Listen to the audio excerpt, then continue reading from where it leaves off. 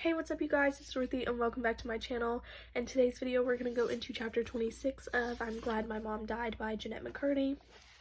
We are chugging along through this book and making good headway with it, so I'm hoping that we will be able to finish it soon.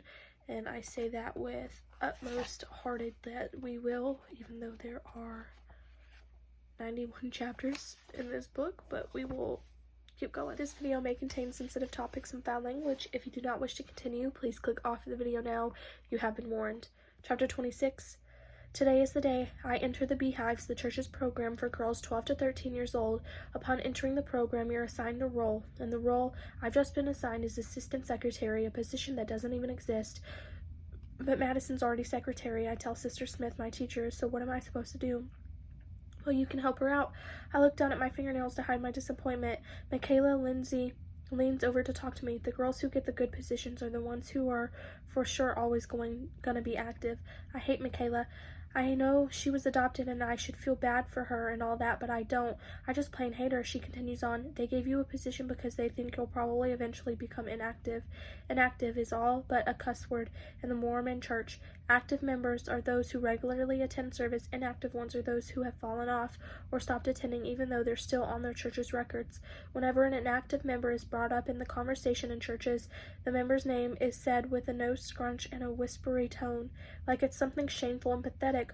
We're not gonna go inactive. We'll see, Michaela shrugs. Even though I hate Michaela, I desperately want her to be wrong. I fear that she might be right. If I really think about it, there are already a few signs. For as far back as I can remember, my family has never fit the bill of first-rate Mormons. In every Latter-day Saints ward, there are kinds of Mormons who have perfect attendance in seminary, are offered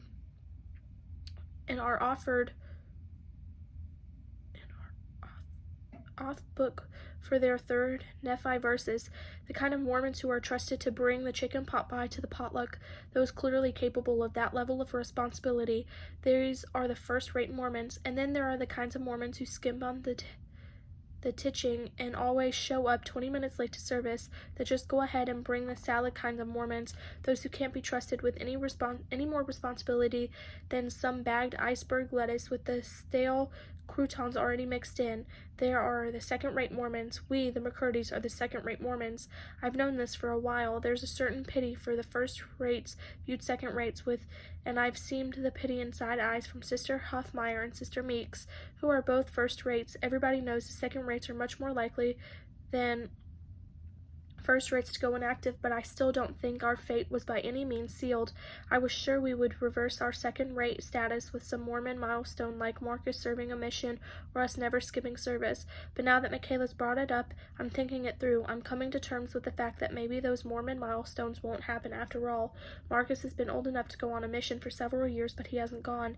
And even though there's an age restriction for going on one, men are 70% less likely to go if they don't go within the first year that they're able, according to the Mormon magazine Ensign, the only magazine besides Women's World that's in Mom's regular rotation. Mom says it's Marcus's girlfriend Elizabeth's fault and that she's got the devil in her, but I'm not so sure. Elizabeth seems fine to me. We've also started skipping service some weeks, usually around the release of episodes of shows that I have guest star roles on. It first started after Law & Order SVU when Sister Salazar asked Mom if she thought it was in line with the gospel for me to be betraying a 9-year-old rape victim. Mom had a brilliant defense about how she thinks the value of TV starlet being Mormon outweighs the roles that the starlet plays. Sister Salazar let it go for a while until I was in an episode of a show where I played a child who murders another child.